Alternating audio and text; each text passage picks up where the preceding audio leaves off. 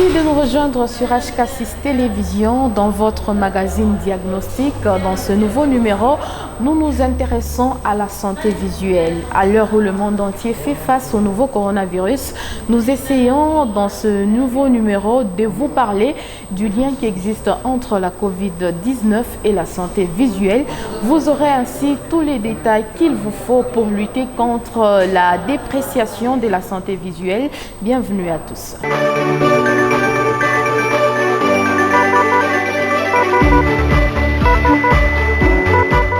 Merci de vous installer pour suivre cette émission qui s'appelle Sur la santé visuelle. Notre invité s'appelle Dr Mabo Ardant. Il est ophtalmologiste et spécialiste en maladies et chirurgie des yeux. Docteur, merci de nous accorder cet entretien.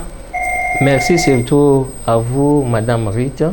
Nous allons parler aujourd'hui d'un thème que nous avons retenu au niveau national sur l'actualité, donc qui est le Covid et AI. Docteur, à l'heure où le monde entier fait face au nouveau coronavirus, pouvons-nous savoir ce que représente la Covid-19 sur la santé visuelle? Ok.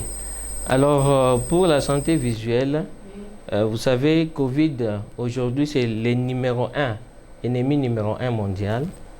Et en général, c'est un problème sanitaire mondial.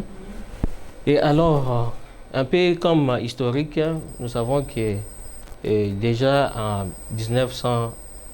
2019, il y a eu la pandémie qui a été signalée en Chine. Donc, et le premier qui a pu détecter et signaler cette pandémie, c'était un ophtalmologiste comme nous, et qui a observé certaines manifestations et que les malades finissaient par faire vraiment développer un syndrome de détresse respiratoire et des signes qu'il observait au niveau de l'examen des yeux des malades. Et il a pu signaler ça aux autorités et ça lui a valu un peu beaucoup de problèmes, mais finalement lui-même est aussi décédé de cette maladie. Est-ce que vous pouvez maintenant établir le lien? Ok, il y a un lien entre les Covid-19 et la santé oculaire. Parce que déjà, comme je vous ai dit, c'est un ophtalmologiste qui avait signalé en premier. En fait, le Covid peut toucher les systèmes visuels. C'est vraiment c'est une porte d'entrée. Hein, c'est une des portes d'entrée. Et c'est comme ça qu'il y a des manifestations oculaires qui peuvent survenir par des conjonctivites en premier. Et on a signalé aussi d'autres manifestations, même des atteintes nerveuses au niveau des systèmes visuels.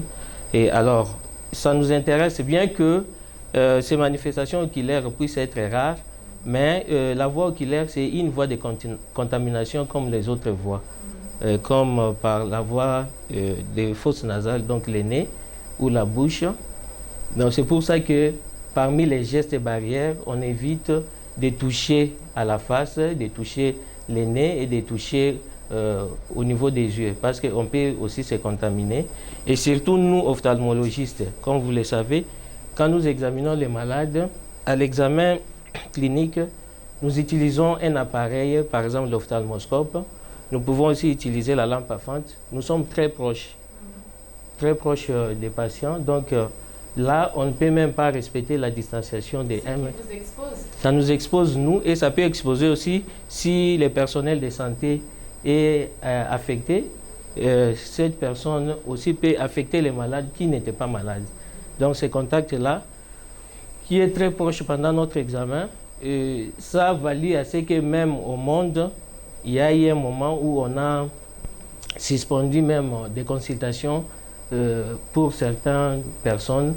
Il y a des sociétés savantes, par exemple la Société française d'ophtalmologie, et même nous, à un moment, on avait difficile, il fallait trouver les mécanismes pour pouvoir reprendre bien les activités.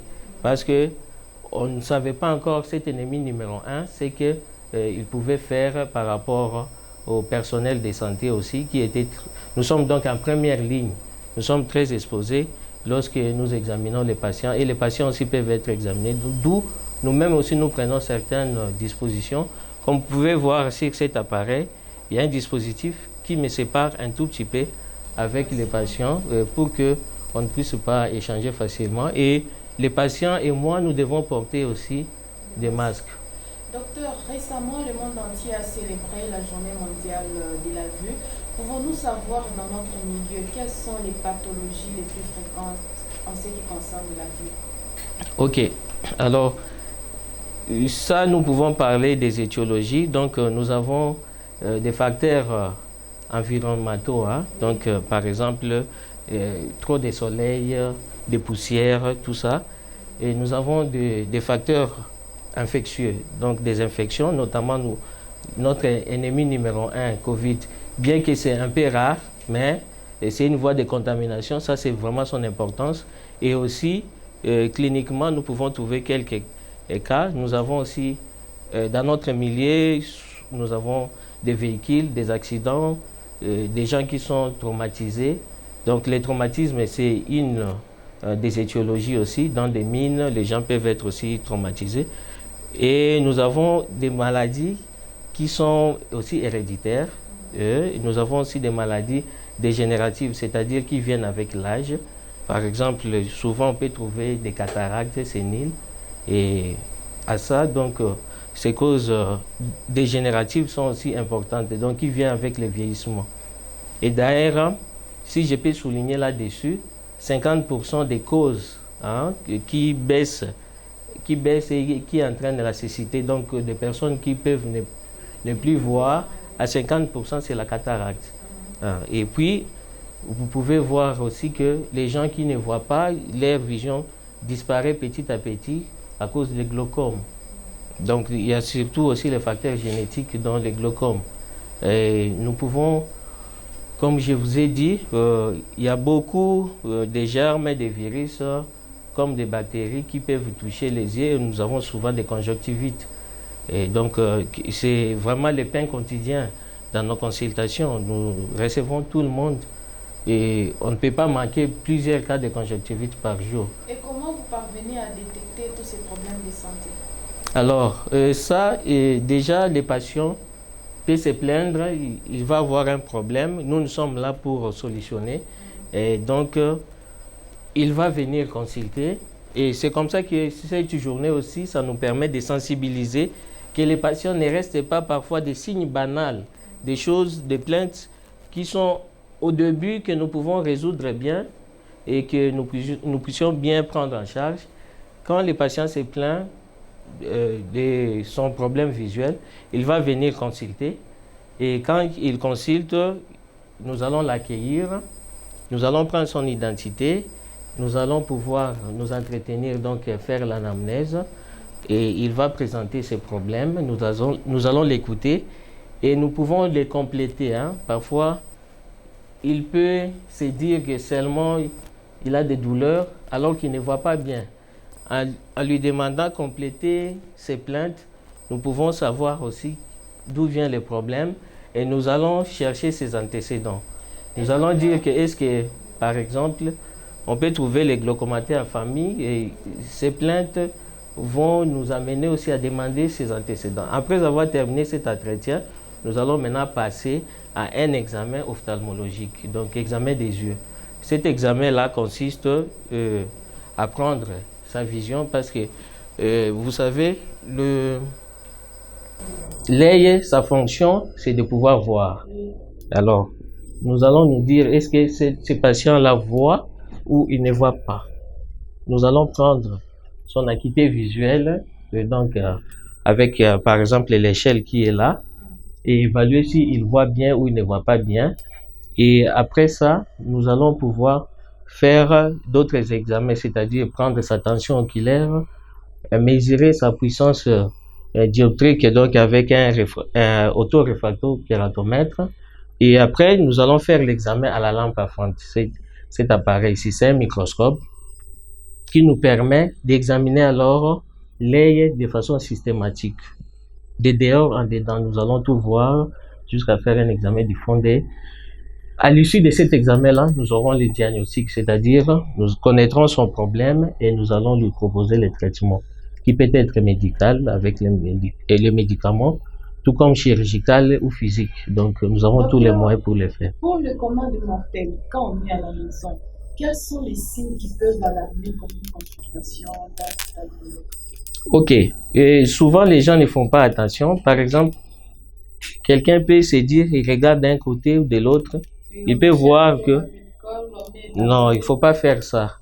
Il faut consulter les personnels de santé, donc qui sont aptes pour savoir quels sont vos problèmes oculaires. Parce que l'œil est tellement précieux, délicat. Il y a des dommages qu'on peut avoir quand on se traite soi-même et parfois qui laissent des séquelles qui sont presque indélébiles, donc qu'on ne peut pas bien résoudre ça. Ouais. Donc quand on a un problème, l'œil est tellement apprécié, nous sommes là pour vous. Donc s'il y a quelqu'un qui ne voit pas très bien, il voit qu'il y a une baisse de vision, il doit consulter, qu'on lui dise ce qu'il y a. Quelqu'un qui a des douleurs, des chatouillements oculaires, il va venir, l'œil rouge et qui fait mal. Donc, c'est mieux de consulter et nous sommes là, nous sommes des professionnels pour ça et nous allons détecter les problèmes et soigner convenablement. Docteur, une fois que vous avez établi le diagnostic d'une maladie visuelle, en quoi réside la prise en charge? Ok, ça dépend des maladies. Comme je vous ai dit, si c'est une maladie, par exemple, infectieuse, comme des conjonctivites ou quoi, là, nous traitons avec des médicaments appropriés.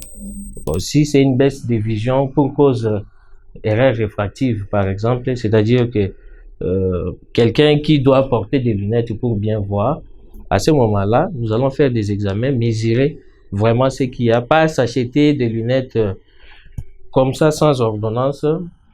On peut aggraver la situation et n'est pas être confortable avec ça. Donc, nous allons prescrire des lunettes appropriées si c'est ça la cause des problèmes pour la vue. Et si c'est une maladie comme la cataracte, son traitement est chirurgical. Là, nous allons passer à l'opération. Nous allons opérer l'œil et pour traiter cette maladie et la personne va reprendre sa vue. Docteur, il y a un phénomène qui s'observe dans notre société. Aujourd'hui, c'est l'évolution de la technologie. Les jeunes, beaucoup plus, ils veillent même devant leurs ordinateurs avec leur téléphone. Est-ce que cet aspect-là des choses a un impact sur la vision? Oui, il y a ça beaucoup d'impact et même vous me voyez porter des lunettes, c'est pas que j'ai vraiment un problème de vue, mais c'est-à-dire ces lunettes-là, je les porte parce que vous savez, nous avons un problème, c'est qui vient avec aussi la technologie, les modes de vie que nous vivons maintenant. Avant, les gens lisaient des livres, il n'y avait pas des ordinateurs, tout ça. Il n'y avait pas assez de ces problèmes-là. Actuellement, nous avons un problème que nous appelons Vision Computer Syndrome en anglais, ou bien le syndrome de la vision de l'ordinateur. Donc, ça englobe tous ces outils que nous utilisons, ordinateur, téléphone, tablette.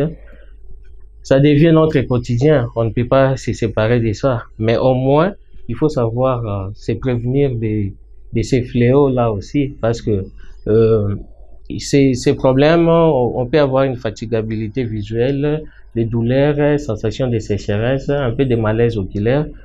Donc, chacun exprime un peu de sa manière, mais avec ça, les traitements consistent déjà à rééduquer la population pour bien se protéger, ne pas utiliser aussi tellement sans raison, seulement rester longtemps la nuit dans les messageries inutiles. Là, c'est utiliser mal son système visuel. Alors, il faut cligner les yeux chaque fois aussi un peu, parce que quand on est exposé devant les téléphones, tout ça, on est attentionné avec les messages, on reste souvent sans beaucoup cligner. Le temps de clignement des yeux est vraiment réduit. Alors, les clignements nous permettent d'essuyer comme l'essuie-glace des voitures, un peu la surface de l'œil et pour mieux voir. Et c'est important que les larmes puissent bien s'étaler à la surface de l'œil. Et alors, dans ce cas, les larmes s'évaporent facilement et de temps en temps, nous aurons besoin à prescrire à ces patients des larmes artificielles, des médicaments qui sont des larmes qui remplacent un peu les larmes naturelles pour compenser cette évaporation-là des larmes qui s'est fait. Comme ça, le patient va bien se sentir. Et il y a des lunettes, par exemple des verres blue, donc qui protègent contre les infrarouges et les UV du soleil, et aussi une quantité de lumière bleue que nous consommons ça, que nous sommes exposés à ça devant nos PC, nos ordinateurs et tous ces gadgets électroniques que nous utilisons actuellement. Donc il y a des lunettes aussi pour protéger ça. Et souvent il faut faire des mouvements après 30 minutes de travail, on fait des mouvements des yeux, regarder en haut, en bas, à gauche, à droite, parce que c'est un peu comme nous sommes assis sur des chaises aussi. L'œil a ses muscles. Lorsque nous sommes assis et longtemps, un peu immobile, nous pouvons avoir mal au niveau de nos muscles, des membres. C'est comme ça aussi les muscles des yeux aussi peuvent faire mal. On est fixé, on ne fait pas assez de mouvements devant nos gadgets électroniques, et cela peut nous faire à ce que nous puissions sentir des douleurs, des maux au niveau des yeux. Alors, n'oubliez pas souvent aussi de faire le mouvement des yeux après un certain temps de travail, et on peut développer ces syndromes. Et quand on utilise déjà près de 2 heures ces outils informatiques, on peut avoir des signes par rapport à ces syndromes. Docteur, nous tendons déjà à la fin de notre émission. Est-ce que vous avez un message particulier à adresser à notre population par rapport à la santé visuelle? Ok, le message c'est que l'année 2020, il y a un programme mondial qui s'associe à l'OMS et qui s'occupe de santé oculaire. Donc en 2020, il y avait beaucoup d'objectifs à atteindre. Notre pays, nous sommes encore un peu en retard. Bon, je profite, même à la fin, remercier tous ceux qui nous ont permis de nous entretenir. Et à la population, nous sommes là pour eux. Donc, qu'ils prennent soin de leurs yeux et qu'ils nous consultent s'ils le veulent. À tout moment, ils peuvent prendre rendez-vous. Et nous sommes là pour les soins de santé, et qu'ils n'oublient pas à l'heure actuelle que le Covid est encore là, comme c'était notre thème, et qu'ils doivent observer les gestes barrières, et c'est très important. Parmi ces gestes barrières aussi, on retrouve qu'il ne faut pas trop toucher à la face, il faut se laver les mains, et donc des gels hydroalcooliques. Il ne faut pas trop toucher les yeux, c'est une voie de contamination comme le nez et la bouche. Et donc il faut saluer les gens à distance, il ne faut pas se serrer la main et donner des bisous facilement comme ça. Donc il faut tenir au moins une distance de 1 mètre avec les autres personnes qui peuvent contaminer, et protéger aussi les autres, ne pas les contaminer. Et aussi, il faut au besoin, au besoin, s'il y a des signes, il faut consulter pour que nous puissions aussi prendre en charge.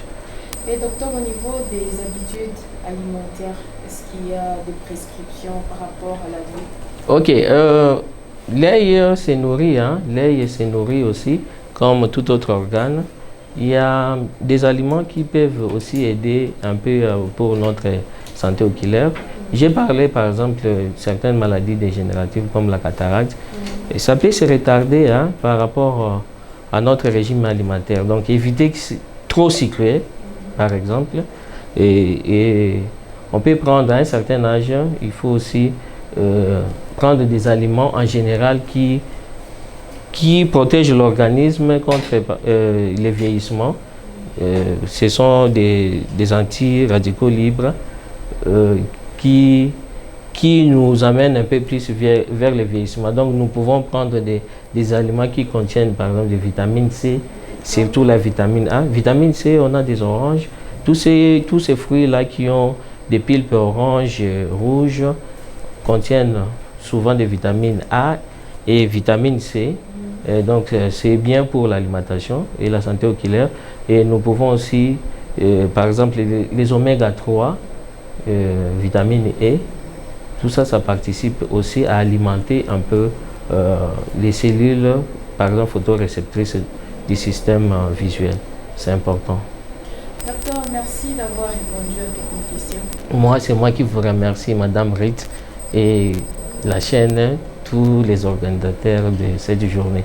Là, nous célébrons avec tous les patients, avec le monde entier et notre ville de Lubumbashi, la journée mondiale de la vue, normalement qui se tient chaque deuxième jeudi du mois d'octobre.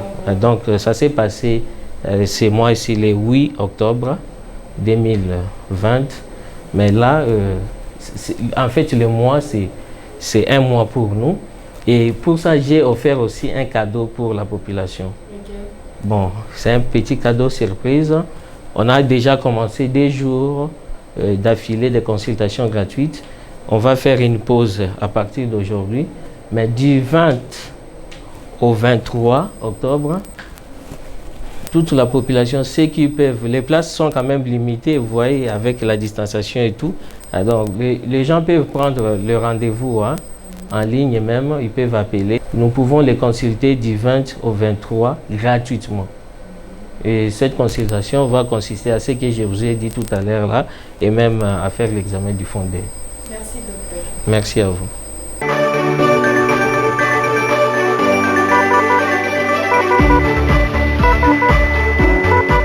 La vue est tellement précieuse qu'il faut tout faire pour la conserver. Nous espérons que vous venez de le comprendre avec toutes les réponses de notre invité.